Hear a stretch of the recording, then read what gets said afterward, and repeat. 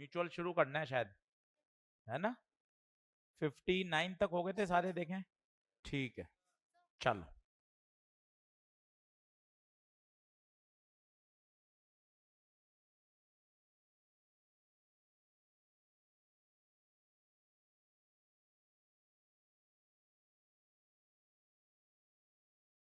Self और mutual में ज़्यादा अंतर नहीं है। अगर आपने सेल्फ समझ लिया तो म्यूचुअल 30-40 मिनट में भी पूरा तैयार हो सकता है। नाम से स्पष्ट है, सेल्फ। उसमें क्या होता था, कॉइल अपने में ही मेन करंट का क्या करती थी, अपोज।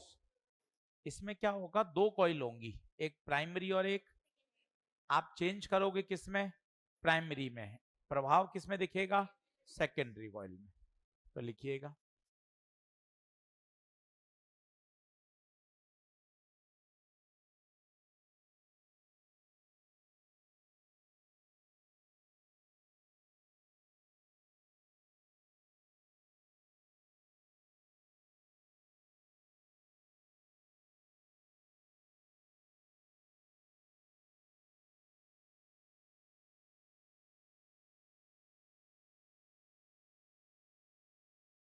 लिखते जाएं। अब देखिए, फिनोमिना सेम है, सिर्फ इतना सा ध्यान रखना है, सेल्फ में खुद में ही चेंज होता है और अपोज भी खुद ही पैदा करता है, जबकि इसमें प्राइमरी में चेंज करोगे, प्रभाव किस में आएगा, सेकेंडरी में। आप देख सकते हो प्राइमरी में की लगी हुई है, की अभी ऑफ है, तो बता सकते हैं कितनी करंट, 0। जैसे ही आप की को बंद करोगे, सर्किट में करंट बढ़ेगी। करंट फ्लो करते ही प्राइमरी क्या पैदा करेगा, मैग्नेटिक फील्ड। ये मैग्नेटिक लाइंस किससे जुड़ेंगी, सेकेंडरी से। सेकेंडरी क्या कहेगा, पहले तो मेरे में फ्लक्स 0 था, अब अचानक से फ्लक्स आ गया, मतलब जो सेकेंडरी में फ्लक्स आया है वो किसके प्रोपोर्शनल है, करंट इन प्राइमरी।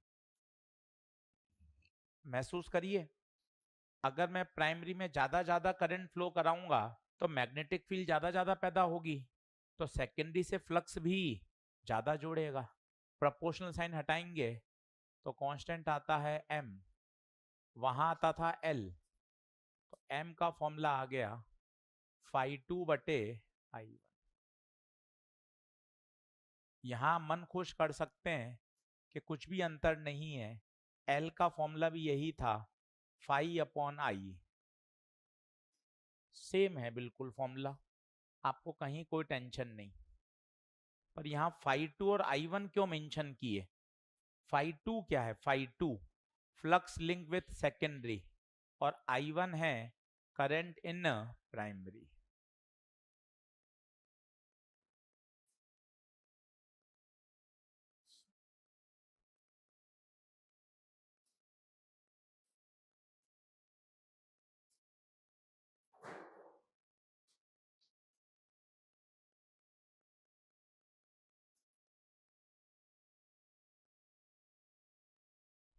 लिखना शुरू करिए, बढ़े आगे। तो भैया फॉर्मूला सेम, तसल्ली से देख ले, पास में एल का लिख दिया ताकि तुझे परेशानी ना आए। सेम फॉर्मूला है, याद करने में भी दिक्कत नहीं। एल बराबर 5/i, यहाँ एम बराबर है 5/i, पर 5/2, 5/2 कौन, सेकेंडरी, I1 क्या, current in primary. Faraday law लगाओ, E बराबर -d∅/dt, फ्लक्स सेकेंडरी से जुड़ेगा, इंड्यूस ईएमएफ भी सेकेंडरी में आएगा। अब इस phi2 की जगह डाल दीजिए, phi2 की जगह क्या डाल सकते हैं, mi1, तो phi2 की जगह mi1 पुट कर दें, E2 बराबर -d/dt mi1, m कॉमन ले लें,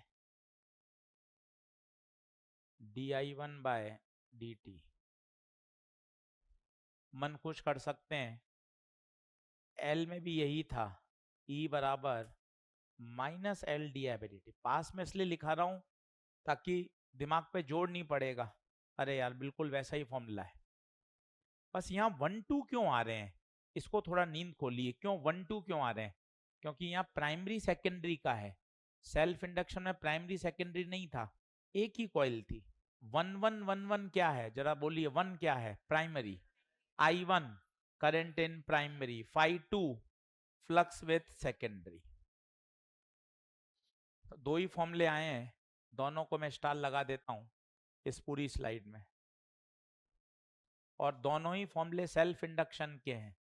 मैं आपको कह रहा हूं आधे घंटे में आप टॉपिक तैयार कर सकते हो, क्योंकि सेल्फ इंडक्शन जैसा ही है, यूनिट भी वही है। वहां एल की यूनिट क्या थी? हेनरी। यहां भी हेनरी।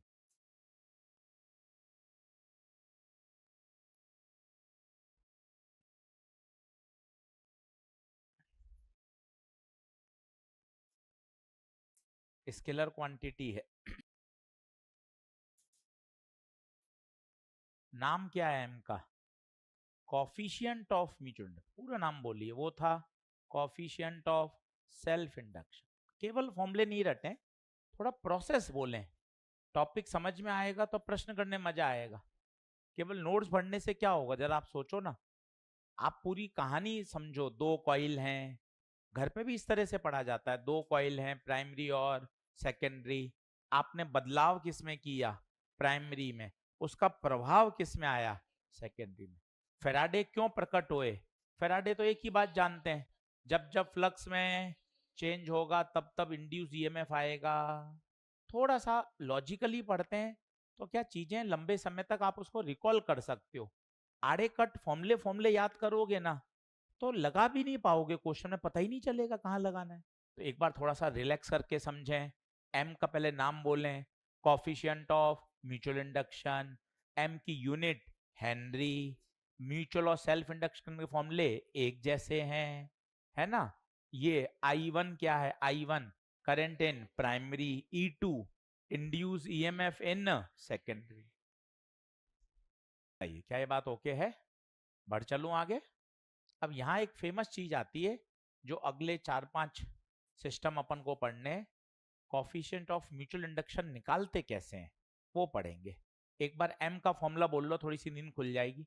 एम बराबर phi 2 I1। हर बच्चा बोल लो एम बराबर। एम बोले तो coefficient of mutual induction. I1 current in primary, I1 current in primary, phi 2 flux link with secondary. कहानी बोलना, प्राइमरी में करंट फ्लो कराऊंगा, प्राइमरी मैग्नेटिक फील्ड पैदा करेगा, और ये मैग्नेटिक लाइंस किससे जुड़ेंगी? सेकेंडरी से। तो वहां क्या जुड़ेगा? फ्लक्स। ये सब काम आएगा भी। लिखिए, हेडिंग डालिए, how to calculate mutual inductance, how to calculate mutual inductance of different system.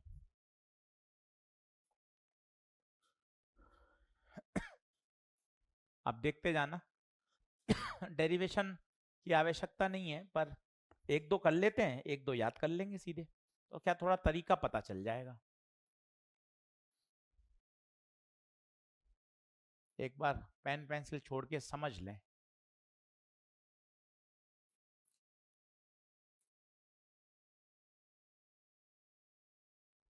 तसल्ली से देखें, आराम से, कोई जल्दबाजी नहीं है, चीजों को समझना जरूरी है। दो कॉन्सेंट्रिक सर्कुलर कॉइल दिखाई दे रही हैं। कॉन्सेंट्रिक बोल रहा हूं, एक ही सेंटर है।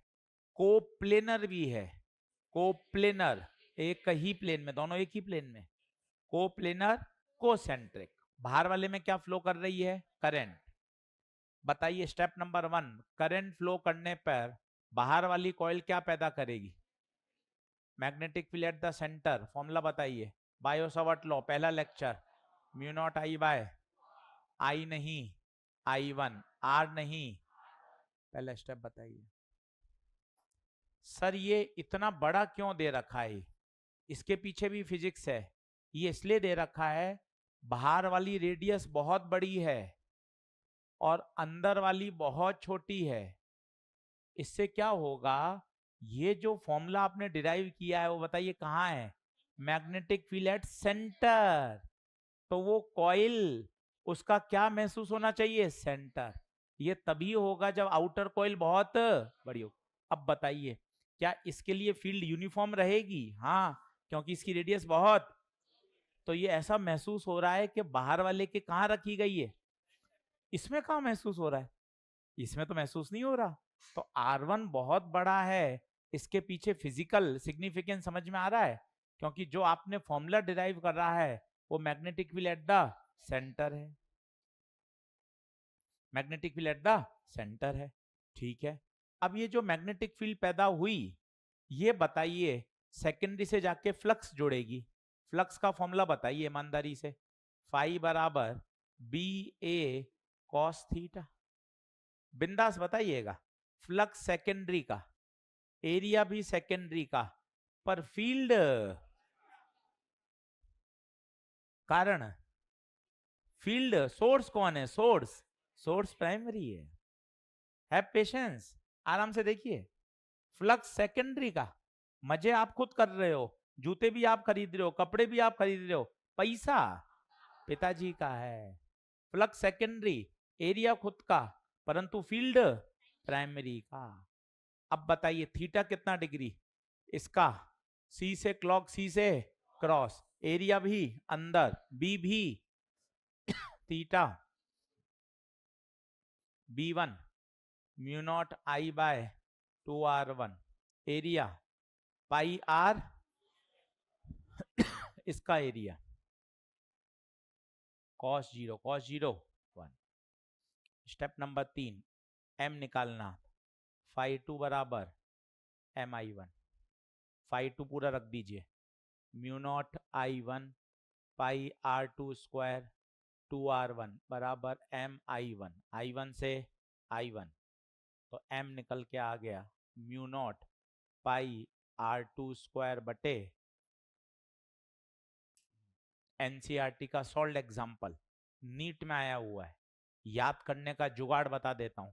M फॉर्मूला तो याद करना ही है, पर ज्यादातर पूछी जाती है डिपेंडेंसी। तो डिपेंडेंसी का याद करने का तरीका, छोटे का स्क्वायर बटे बड़ा।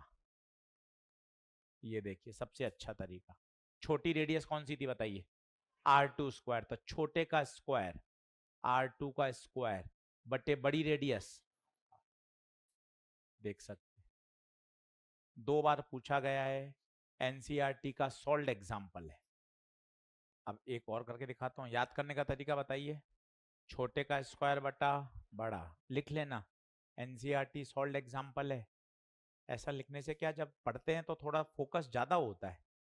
नीट PYQ तो थोड़ा अटेंशन ज्यादा जाता है। अगला,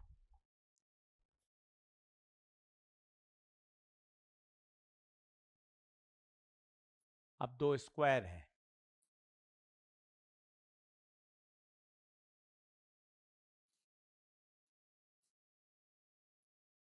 पहले ट्रिक लगा दें, बिना सॉल्व करके बता सकते हैं आंसर। छोटे का स्क्वायर बटे बड़ा, बताओ छोटा कौन? स्मॉल एल, बड़ा बिना सॉल्व करे। फिजिक्स भी सिखाऊंगा अभी, केस 2। चलिए आगे बढ़े। अब ये आया कैसे? आप थोड़ा पेन पेंसिल छोड़ के थोड़ा दिमाग पे जोर डालिए और थोड़ा सोचिए। पढ़ूंगा तो कर लूंगा, निराश मायूस हताश होके काम नहीं चलेगा, कभी नहीं चलता। भागने से कुछ नहीं होता, लड़ना पड़ेगा। सबसे पहले करंट किस में फ्लो कर रही है बताइए? बाहर वाले स्क्वायर में। तो क्या ये मैग्नेटिक फील्ड पैदा करेगा? अगर कॉमन टेस्ट की तैयारी करी है तो स्क्वायर के सेंटर पे फील्ड याद हो तो 2√2 mu naught I by pi L, याद हो तो। इसका एक गंदा सा फॉर्मूला था पॉलीगन के सेंटर पर, N mu naught I by pi L 10 pi by N, याद करिए। अब ये फील्ड लाइन आ गई, बताइए ये फील्ड किससे जुड़ेगी? सेकेंडरी से फ्लक्स, फाई बराबर बी ए कॉस थीटा।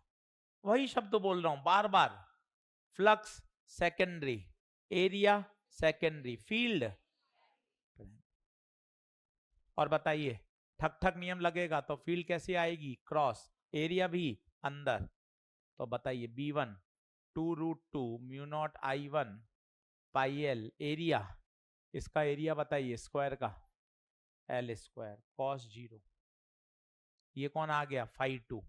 अब स्टेप 3, φ2 बराबर MI1।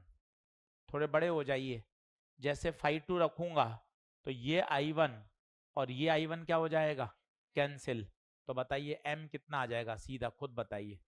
I1 हट जाएगा, 2√2 म्यू नॉट L स्क्वायर बटे, देखिए वही आंसर आ गया, M is proportional to L square by बड़ा है, बोले तो छोटे का स्क्वायर बटे बड़ा। एक एक मिनट में डिराइव कर सकते हैं। बस ये कि रफ कॉपी में 3 बार 4 बार घिसना पड़ेगा, तब जाके दिमाग में ऐसा सेट हो जाएगा। डिपेंडेंसी पूछे तो कोई दिक्कत ही नहीं, छोटे का स्क्वायर बटा बड़े, पर फॉर्मूला ही पूछ ले तब तो भैया तुझे आना भी चाहिए। सीधा डिपेंडेंसी पूछ ले तो कोई दिक्कत ही नहीं है, तो कोई दिक्कत ही नहीं है। अगला, अब तीसरा आप दिमाग लगाना। अब आपको चीजें समझ में आ गई हैं। पहला देखो, नींद मत लो, मुंह धो के आ जाओ ठंडे पानी से। पहला, सबसे पहले क्या, मैग्नेटिक फील्ड, उसके बाद क्या, flux, B A cos theta, flux खुद का, एरिया खुद का, थीटा एंगल, पर बी किसका, प्राइमरी का। सही है। अगला, क्लियर। अगला, एक लॉन्ग स्ट्रेट वायर है जिसमें करंट फ्लो कर रही है और एक कॉइल इसकी एक्सिस पे रखी गई है। आपसे पूछा गया है इस सिस्टम का एम बताइए।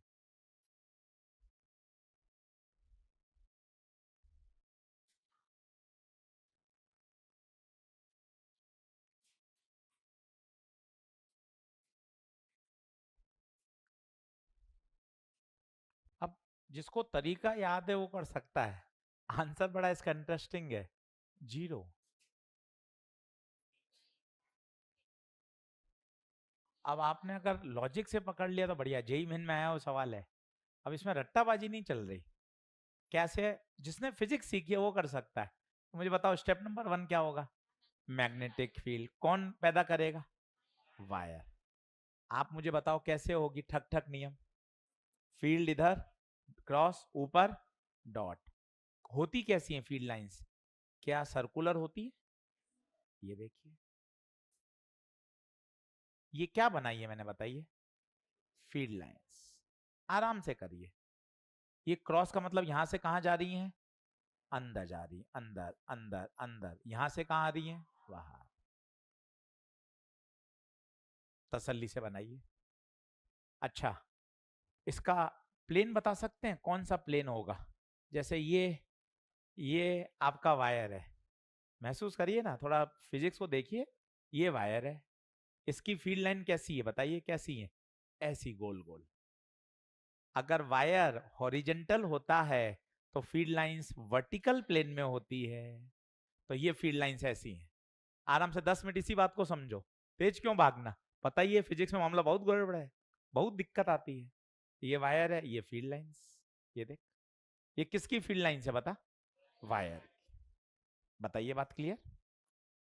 अब फ्लक्स किससे निकालना है, लूप से।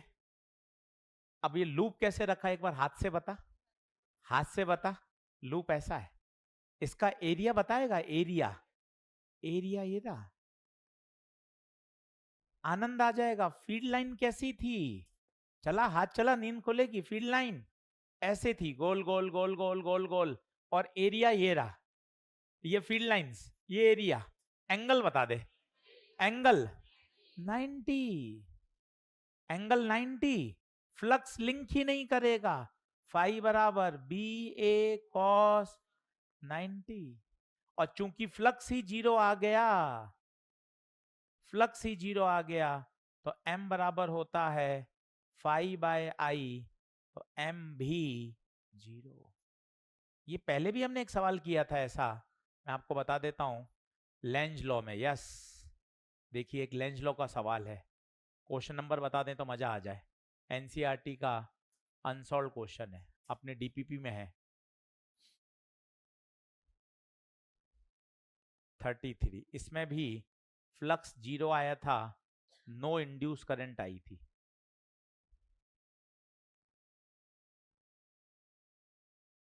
तीन चार बार और समझा देता हूं, बिंदास सोच, मुझे बता लिए।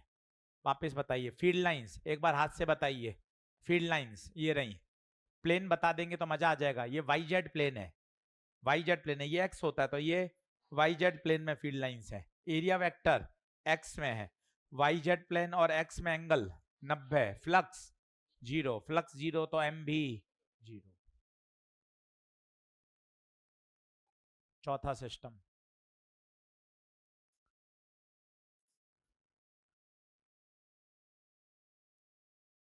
दो सोलेनॉइड हैं,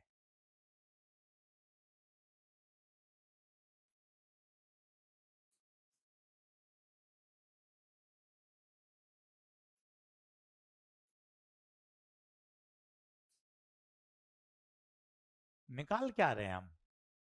एम, एम सिस्टम का होता है, सेल्फ इंडक्शन का खुद का होता है, एम होता है म्यूचुअल।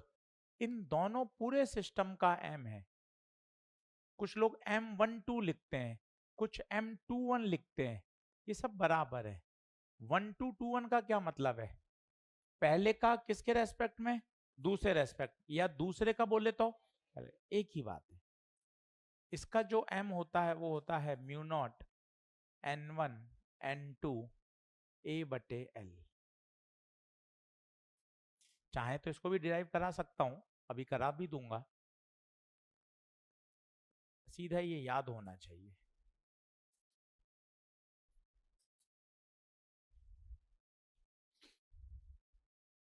क्या पढ़ रहे हैं एक बार रिव्यू करते हैं, थोड़ा तसल्ली से, नोट्स नहीं बनाते, समझते हैं।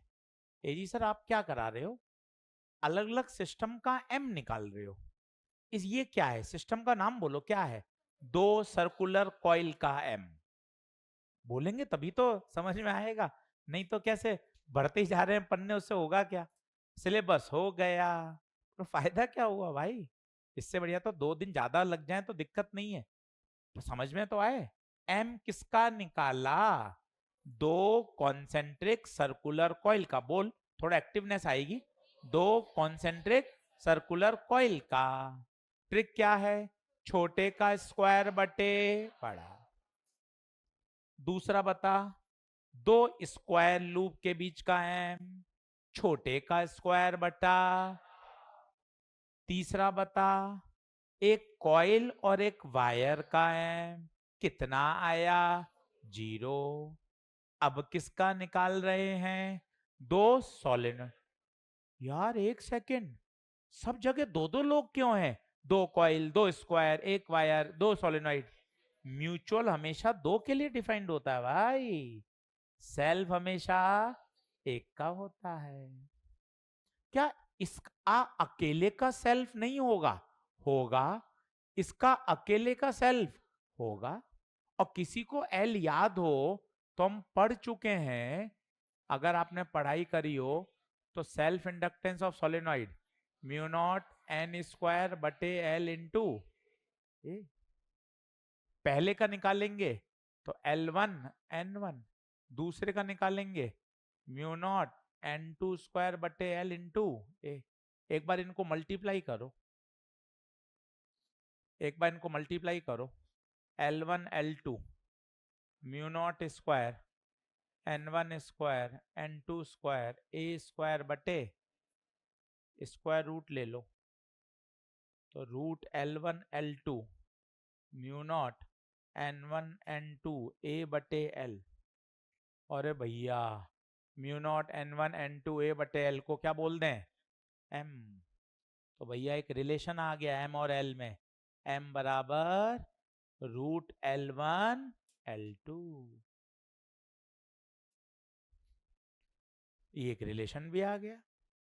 डेरिवेशन कोई नहीं पूछ रहा है, याद होना चाहिए कि दो सोलेनॉइड सिस्टम है, इसका m और l में रिलेशन, तो m बराबर L1 L2 का रूट। सर फॉर्मूले याद हो रहे, नाम नहीं बोल पाला। L1 क्या है? L1 coefficient of self induction of first solenoid. बोलेगा तब याद होगा ना, बिना एफर्ट लगाए कैसे याद हो जाएगा? L2 coefficient of self induction of second solenoid. M क्या है? M किसका? प्राइमरी का, सेकेंडरी का, या सिस्टम का? सिस्टम का। M हमेशा परिभाषित होता है किसका? सिस्टम का।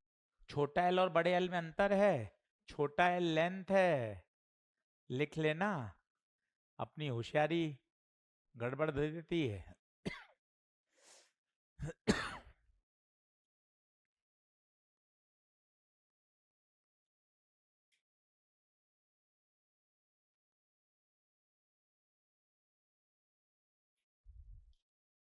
चलिए आगे बढ़ें क्या? तो भाई साहब इसमें गड़बड़ ये हो गई, प्राइमरी जो फ्लक्स पैदा कर रहा है वो आपने पूरा माना सेकेंडरी से जुड़ रहा है, पर जरूरी थोड़ी ना है प्राइमरी जितनी लाइंस पैदा करेगा सबकी सब सेकेंडरी से जुड़े, इसमें जुड़ सकती है। This is called ideal coupling.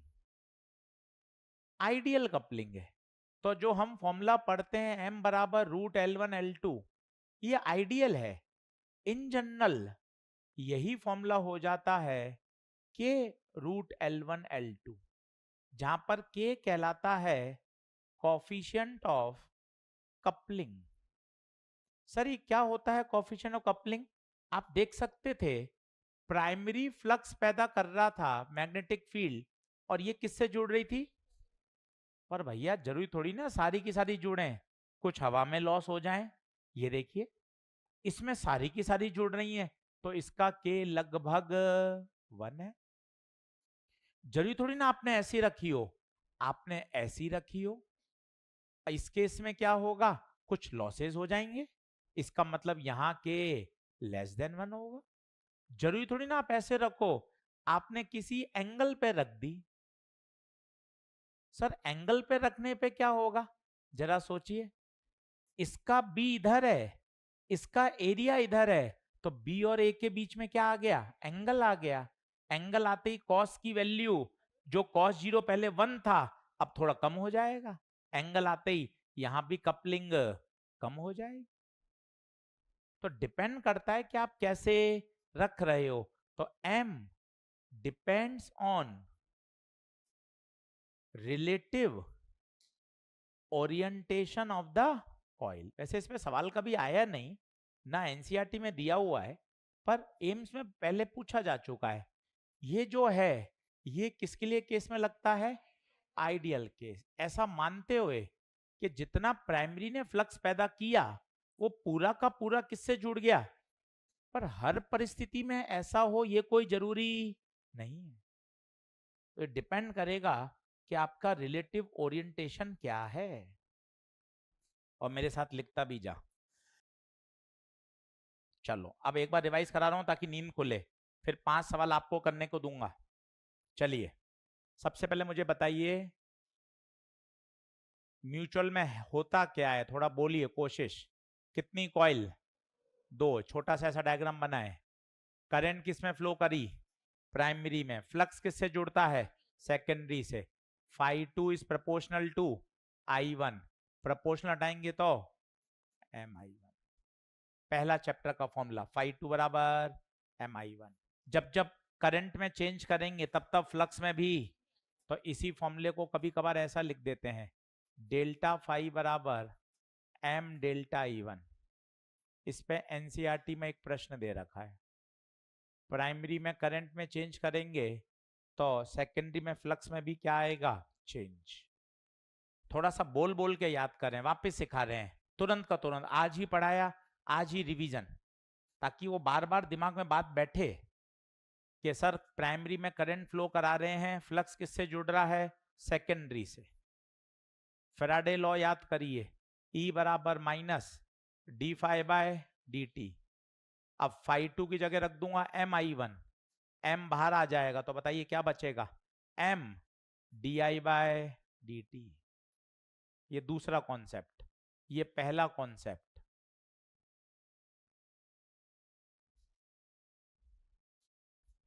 शानदार, याद होना चाहिए। तीसरा बताइए, एक बड़ी कॉइल एक छोटी कॉइल, m बता सकते हैं सीधा, मैंने जान के रेडियस बदल दी ताकि आप रटा हुआ नहीं बोलें। छोटे का स्क्वायर बटे बड़ा, बोलो a²/b। अगर मैं लूप दे दूं आपको 2 स्क्वायर, बताइए इसमें क्या कहेंगे, छोटे का स्क्वायर बटे बड़ा, l²/l। मैं आपको कह दूं एक लॉन्ग स्ट्रेट वायर है और कॉइल एक्सिस पे रखी गई है, इसका m कितना, 0। मैं आपको कहूं 2 सोलेनॉइड सिस्टम दे रखे हैं, 2 सोलेनॉइड सिस्टम दे रखे हैं, इसका m कैसे निकालेंगे। तो इसका m का फॉर्मूला थोड़ा सा अटपटा है, μ0 n1 n2 a/l। और m और l में relation between m and l, m बराबर √L1 L2। 2 मिनट भी नहीं लगे, आपने देखिए वापस देख लिया। अब इस पे आप न्यूमेरिकल करें, घर पर 1 घंटा इसकी एक्सरसाइज करें। ये छोटे का स्क्वायर बटे बड़ा, ये छोटे का स्क्वायर बटे बड़ा, लॉन्ग स्टेट का 0, 2 सोलेनॉइड सिस्टम का m बराबर μ0 n1 n2 a/l, E बराबर -m di/dt, डेल्टा फाई बराबर m डेल्टा i। ये एनसीईआरटी का प्रश्न, ये एनसीईआरटी का सॉल्व एग्जाम्पल। ऐसे कैसे पेपर में आते हैं, ये एनसीईआरटी का अनसॉल्व। अच्छा, M12 और M21 कौन सा बड़ा होता है, बराबर होते हैं। M हमेशा किसके लिए डिफाइंड होता है, सिस्टम के लिए। आ जाइए मॉड्यूल में, आइए 60, 61, 62, 63, 64, 65, पीछे से चालू करिए 65, वहीं आंसर लिखते जाइएगा। 65, 64, 63 सवाल करके देखिए। डीपीपी में आइए, क्वेश्चन नंबर 65 से शुरू करिए, वहीं आंसर लिखते जाइए। 65 हो गया, बोलो क्या आएगा, छोटे का स्क्वायर बटा बड़ा, छोटा कौन, छोटा b² बटे a। 65 खत्म। 64 आओ, छोटे का स्क्वायर, छोटा कौन, r² बटे r1। 64 खत्म। 63 बताइए, 63 0, एक लॉन्ग स्ट्रेट वायर और कॉइल एक्सिस पर है।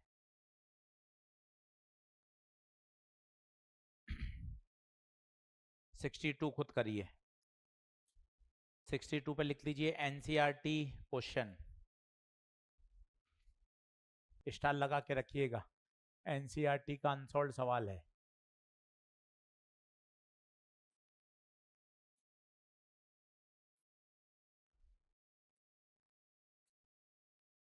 मजे की बात पता है क्या है, इसमें टाइम का यूज नहीं है।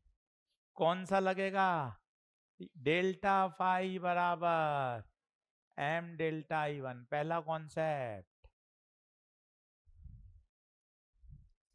वहां लिखो टाइम का कोई यूज नहीं है।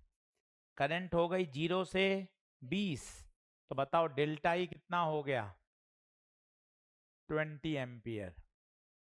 और डेल्टा फाई पूछा है, m कितना है, 1.5। वहां जरूर लिखिए कि टाइम का कोई यूज नहीं है, पेपर में परेशान करता है वो।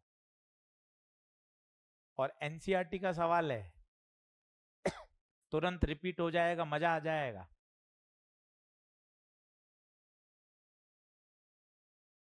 (61) खुद करिए, E2 बराबर -m di/dt। बराबर minus M D I by D T. I दे रखा है कितना, I naught sine omega T. I naught बाहर आ जाएगा,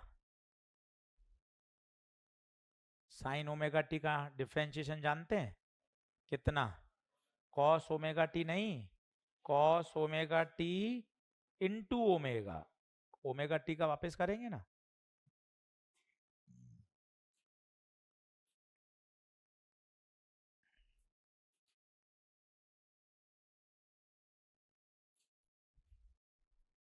सब पे सवाल है देख, ये थी समरी, सब पे सवाल आया, देखना कैसे चेक कर। इस पे सवाल मिल गया, काट देता हूं। इस पे सवाल अभी किया, आई नॉट साइन ओमेगा, छोटे का स्क्वायर बटा बड़ा, ये आ गया, जीरो आ गया। मतलब एक सवाल अब किस पे बचा रह गया होगा बताओ, इस वाले पे एक सवाल बचा हुआ भी है, कौन सा, 60। हर पे सवाल है, इतनी बढ़िया डिजाइन करी है कि तू अगर ईमानदारी से इसको दो दो तीन तीन बार भी कर लेगा ना, सभी पे सवाल बनाया है, एकदम सिस्टमेटिक। बैठ मत बैठ मत, मोबाइल देखेगा तो उससे कुछ नहीं होगा, पेन चलाना पड़ेगा लाला।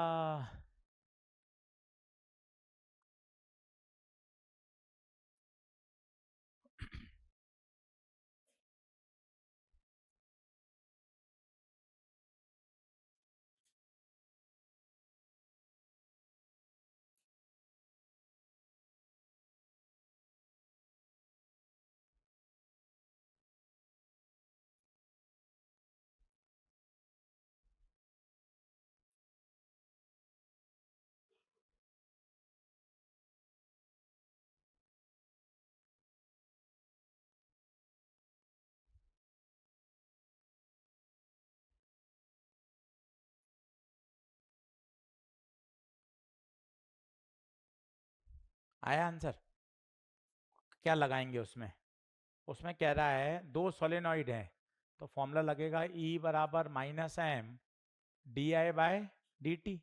एम कहाँ से लाएंगे, अब दो सोलेनॉइड का एम याद होना चाहिए, mu naught N one N two A बटे, ये देख, इसके बिना काम नहीं चलेगा, और delta E by delta T.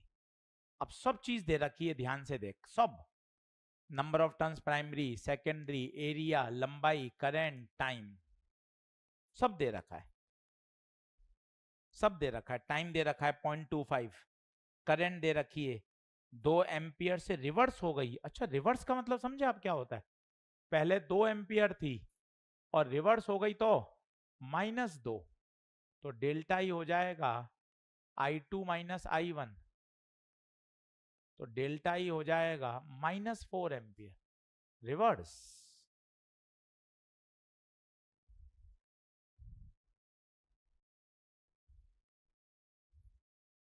चलिए हेडिंग डालिए,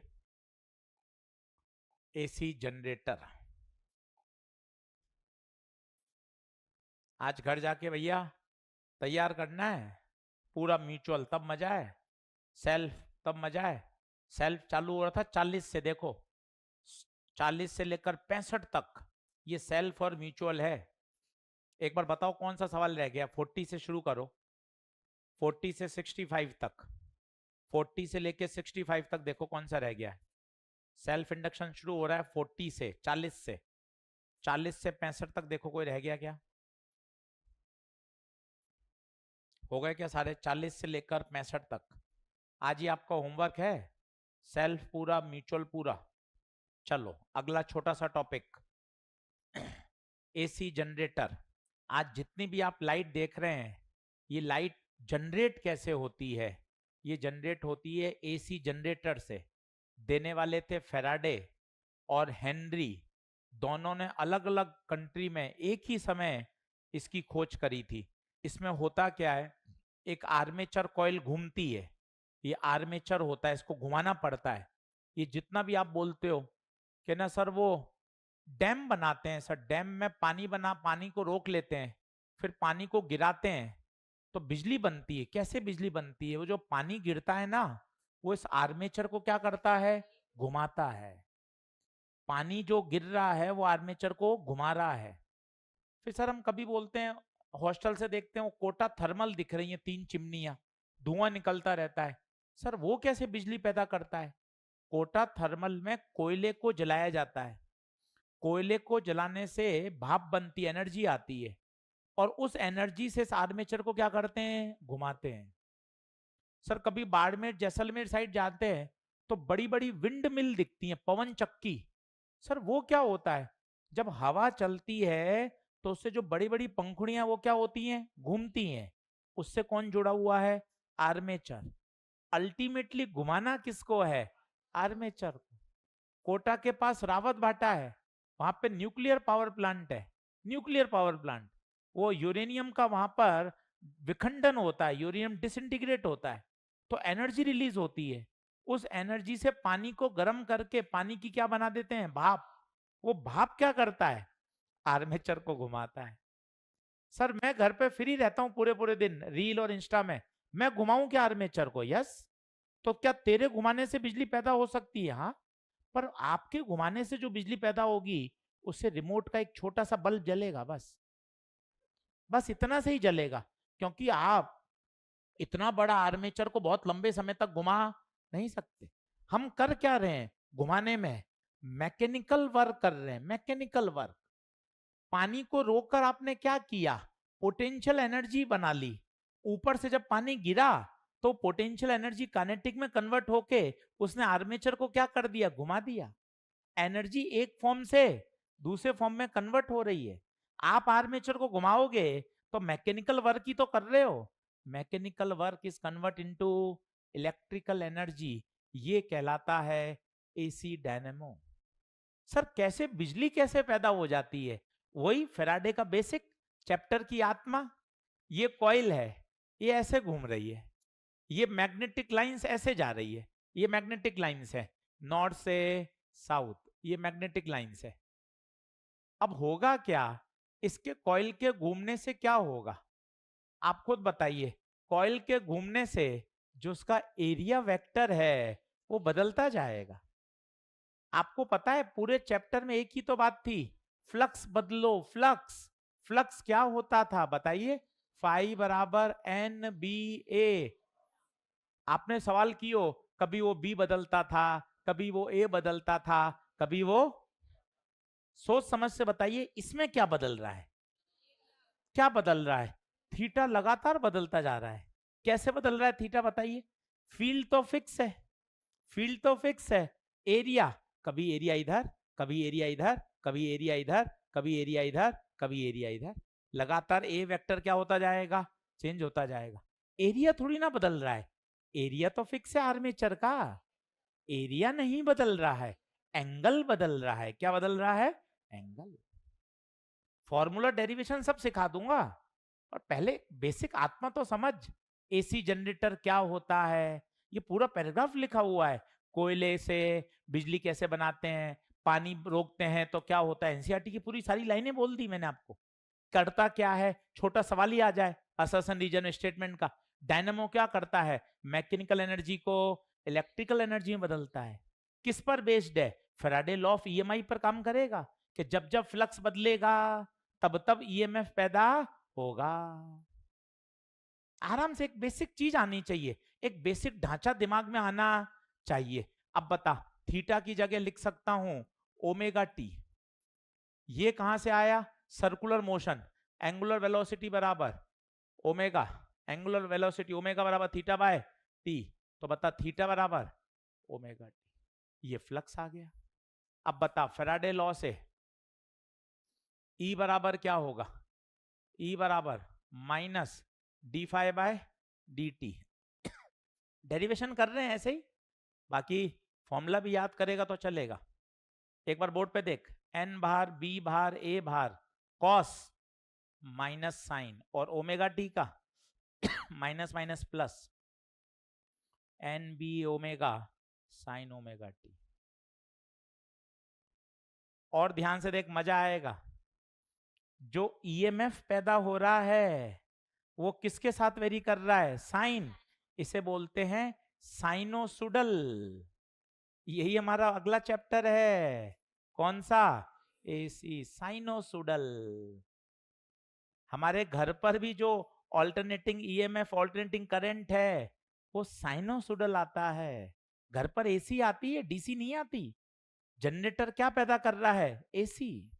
ई बराबर N B A omega sine omega T.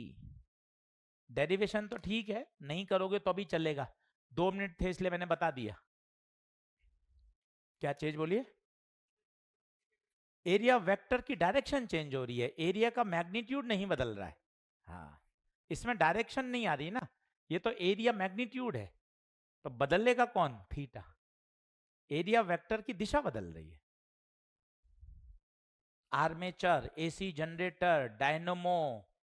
Dynamo करता क्या है? मैकेनिकल एनर्जी को इलेक्ट्रिकल एनर्जी में बदलता है। डैम बनाना, windmill, nuclear power plant, कोयला, इन सभी में अल्टीमेटली मुझे इस आर्मेचर को घुमाना है।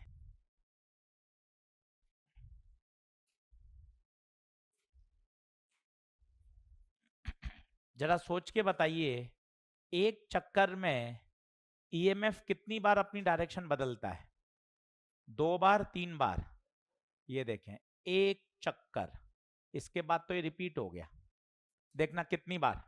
आइए, ये एक चक्कर है, ये 0 से चालू हुआ, ये positive positive positive positive positive, यहाँ पॉजिटिव से नेगेटिव, पहली बार बदला, पहली बार। फिर बताइए, चला चला चला चला चला, फिर नेगेटिव से पॉजिटिव दूसरी बार। और अब ये काउंट नहीं होगा, ये कहां चला जाएगा? आगे। कितनी बार? 2 बार। कई बच्चे कहते हैं सर मैं ये वाला काउंट कर लूं, नेगेटिव से पॉजिटिव, ठीक है, 1 2, फिर ये वाला काउंट नहीं होगा, ये कौन काउंट करेगा? नेक्स्ट साइकिल वाला बच्चा। अगर तू इसको काउंट करेगा तो इसको नहीं करेगा। तो बता, एक चक्कर में कितनी बार डायरेक्शन बदलती है? 2 बार। ये पूछा जाता है, एक चक्कर में डायरेक्शन बदलने की फ्रीक्वेंसी क्या है उसकी? अच्छा, मैं आपसे पूछूं मैक्सिमम ईएमएफ बताओ, कोई बता सकता है maximum? N B omega sine omega T. Board पे देखिए, थोड़ा थोड़ा याद आ रहा है बच्चों को पुराना। ये मैक्सिमम वैल्यू, साइन की मैक्सिमम वैल्यू 1, साइन की मैक्सिमम वैल्यू। तो ये बहुत पूछा जाता है, maximum EMF induce, N B A omega.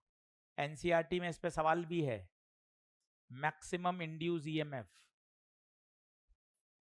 Omega को खोलना आना चाहिए, ओमेगा होता है 2πf,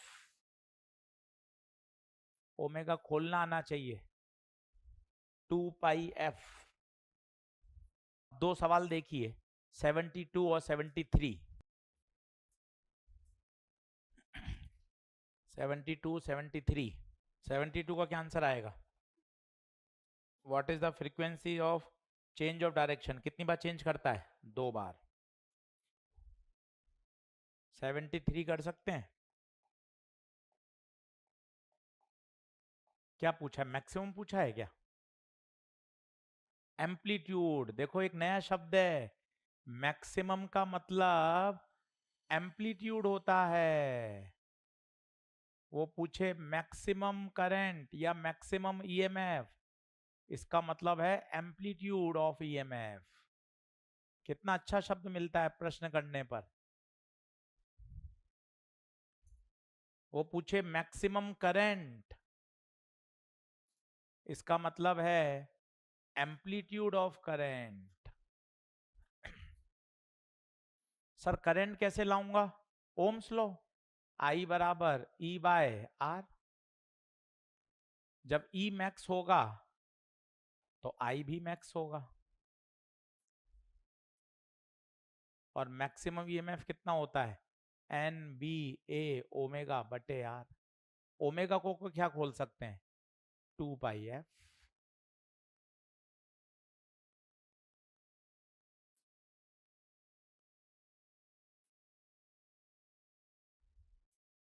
कितना अच्छा शब्द है।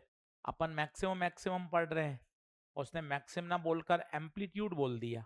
एम्पलीट्यूड का मतलब ही मैक्सिमम होता है। अब उसने फ्रीक्वेंसी दे रखी है 200 आरपीएम, ये आरपीएम क्या होता है? रोटेशन पर मिनट। तो इसको 60 से क्या करना पड़ेगा? डिवाइड।